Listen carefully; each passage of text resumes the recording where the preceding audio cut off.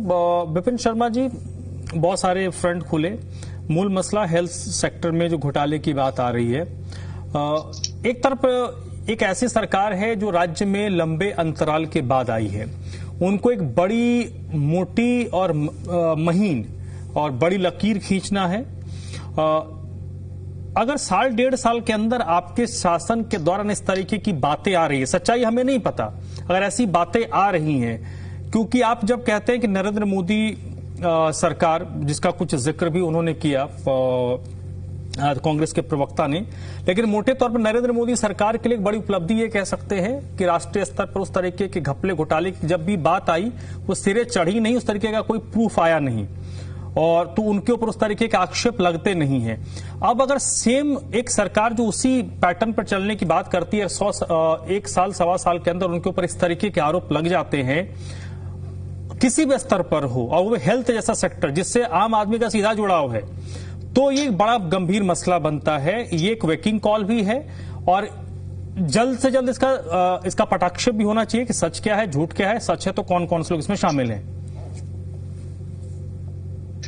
धर्मराज जी धन्यवाद। और निश्चित बात है कि आपके साथ चर्चा में बैठता हूं तो बहुत एक अलग सी अनुभूति होती है। आप बड़े वरिष्ठ पत्रकार हैं, और क्योंकि ये स्वास्थ्य से जुड़ा मुद्दा है तो निश्चित बात है इसको गंभीरता से लेना पड़ेगा।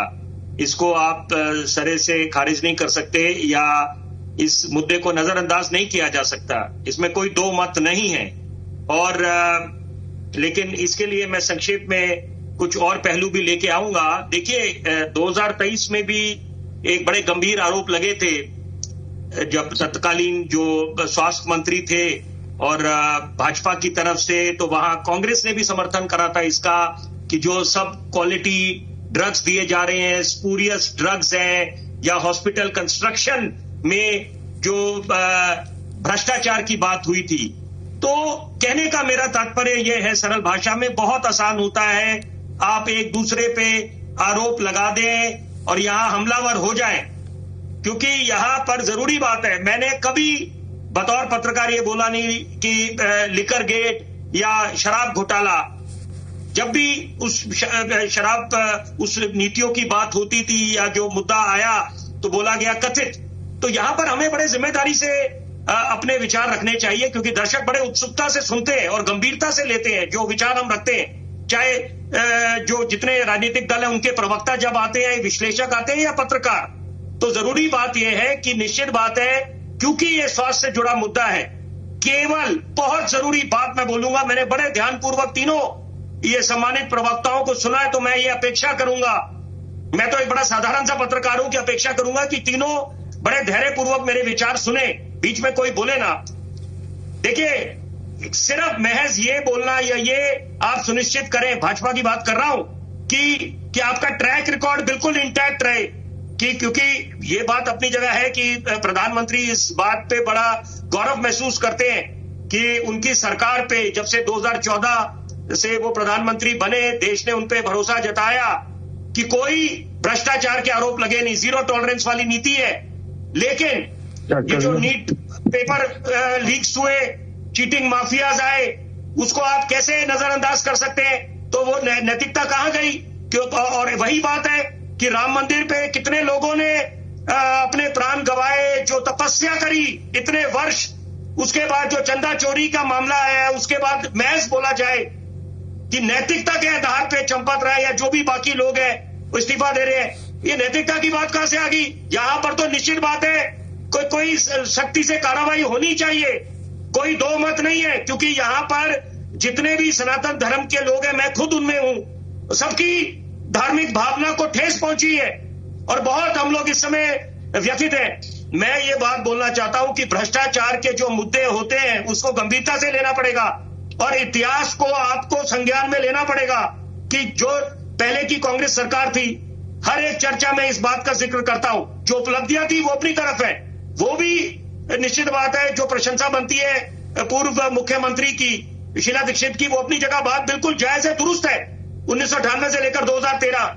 लेकिन कोई ना कोई तो कारण रहा होगा कि आम आदमी पार्टी के नेता भी और भाजपा भी जब हमलावर होते थे, बड़े गंभीर आरोप लगाते थे भ्रष्टाचार के कांग्रेस पर, और वही कारण है कि जनता ने फिर उनको नकारा और ये सूरत हाल बन गए कि आज एक सीट भी कांग्रेस पार्टी निकाल नहीं पाई है विधानसभा में। और वो भी हालात थे कि जब जहां विधानसभा कोई जाता था तो कांग्रेस के विधायक बैठे दिखाई देते थे। लेकिन इस समय ये बात है, क्योंकि स्वास्थ्य का जुड़ा मुद्दा है, 3 बातें बड़ी जरूरी।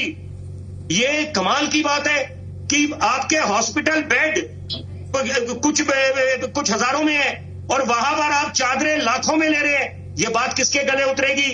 निश्चित बात है, दूध का दूध पानी का पानी होना चाहिए। ओआरएस को लेकर जो इतना बड़ा मार्जिन है, प्रॉफिट मार्जिन है, वो ऐसा क्यों हो रहा है? एक और लॉस टू द एक्सचेकर अगर हो रहा है, एक यहां तो सरकार को प्राथमिकता ये देनी चाहिए कि कैसे बचत होनी चाहिए कि ताकि हम लोग अर्थव्यवस्था को भी मजबूत करें, ना कि यहां पर आप अपने निजी प्रॉफिट्स बनाए। ओआरएस को लेकर, एक्सरे मशीन को लेकर 10 लाख की अगर 25 लाख में ली जा रही है तो कौन इसको स्वीकृति दे रहा है? तो क्या सवाल पूछे नहीं जाएंगे? ये बड़े गंभीर मुद्दे हैं। महज ये नहीं बोल सकते हम कि ये केवल आरोप है, एलिगेशंस है। These have to be interrogated, investigated और यहां पर ये अंजाम तक जाने चाहिए। साथ साथ बतौर पत्रकार ये मेरी जिम्मेदारी बनती है कि जो कैग की रिपोर्ट थी, जो आप लोग बड़ी बड़ी बातें करते थे शीश महल को लेकर या कार्रवाई होगी, वो टेबल करेंगे हम विधानसभा में, वो क्या हुआ?